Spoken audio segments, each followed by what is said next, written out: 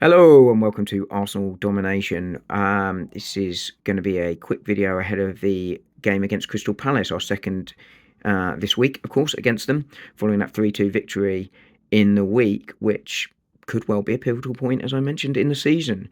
Things were stagnating slightly, and we got a big win, and I think that will be a big factor ahead of the weekend. And I think it'll be interesting to see how the teams react. Now, Arsenal should react really, really positively to this. It was a really important win. It was a tight win, but it was a tight win with a side that made many, many changes.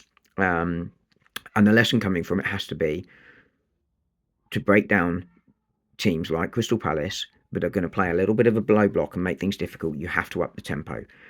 And hopefully they will take that into this game and come out with another 3 points. The other way is that Crystal Palace may well be like, oh, blimey, we lost that game.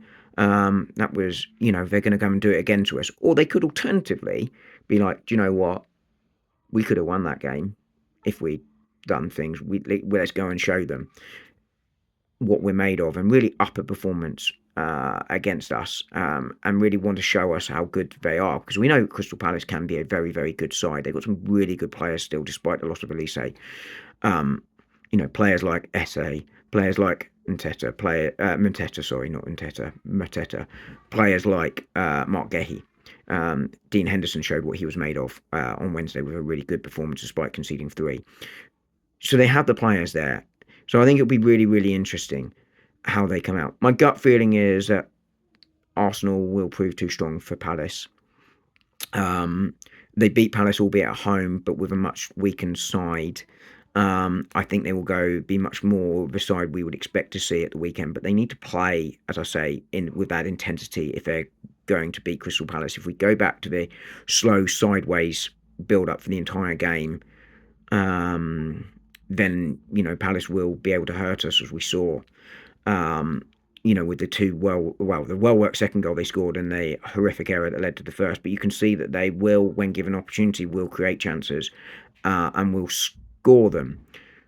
I don't expect Arsenal to give up many chances at the weekend. I expect to see a strong back four.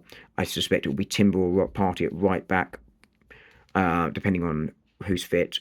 Saliba and Gabriel will return in the centre. And I suspect Miles Lewis-Skelly will start left back, but if Calafiori is fit, Arsenal do have a near full squad to choose from for this game. Tomiyasu and White are the only doubts for the game. But I think that will be the back four with, obviously, Raya in goal. Rice could well come back into the midfield, and I think he probably will partner with Moreno and Odegaard, with Saka and Martinelli. I suspect will be on the left, but it could be Trossard. I think the big decision really for Arteta, I've mentioned a couple really, which is, who plays at right back, who plays at left back, but I think they're fitness related. The left side, I suspect, will be a tactical decision between Trossard and Martinelli. But he has a decision at number 9. Havertz, the clear number 1. And I think has had a decent season, but he looks tired because we haven't been in a position where Jesus is being able to sort of spot him with any sort of form or consistency. But he scored 3 against Palace on Wednesday. He looked so much sharper and better once he got that first. He looked so much more confident. And I think if I'm Arteta, I've got to reward that. Not only will it be in the back of Palace's mind that they've got to face him again if he's on the team sheet, I think it gives Havertz the rest he needs, but also it rewards players and shows them if you play well, you can keep your place. We've seen that recently with Miles Lewis-Skelly keeping his place. And I think that you kind of build on that here with Jesus, but also his confidence. You don't want to shoot his confidence back down. I've somewhat understood and applauded Arteta for playing Jesus recently and sort of trying to show some faith in him and show that he can play through this. And I think he finally got his reward there, despite me saying that I thought he had to come off. And, after that Fulham game, he didn't deserve to play because he'd been so awful. But hopefully that was the start of his return.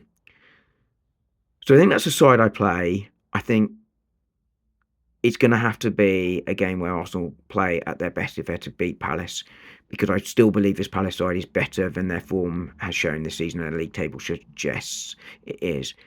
Be very interesting to see if they play Nketiah, who took that goal really, really well. But unless they play 2 up, then I think they should start Mateta. I think he's the better of the 2 players, and I don't think Nketiah plays well when he's not in that number 9 position. But, will he come off and score again just as he did on Wednesday night? You know, he's a nice option for them off the bench. So Arsenal will need to show them due respect. I think they will be too strong. I hope they will be too strong because we need the 3 points. But that's, I think, what the lineup will be, and that's how I think the game will go. I'm going to go with Arsenal 2, Crystal Palace 1 in this one, and we'll see what it is. I will be back probably tomorrow with a review of the game. But let me know what you think the score is going to be. Let me know if you disagree with my lineup or think that Palace are stronger or weaker than I may have implied. Just any thoughts you have on the game, do leave them in the comments below, and I will be back to speak to you soon. Cheers.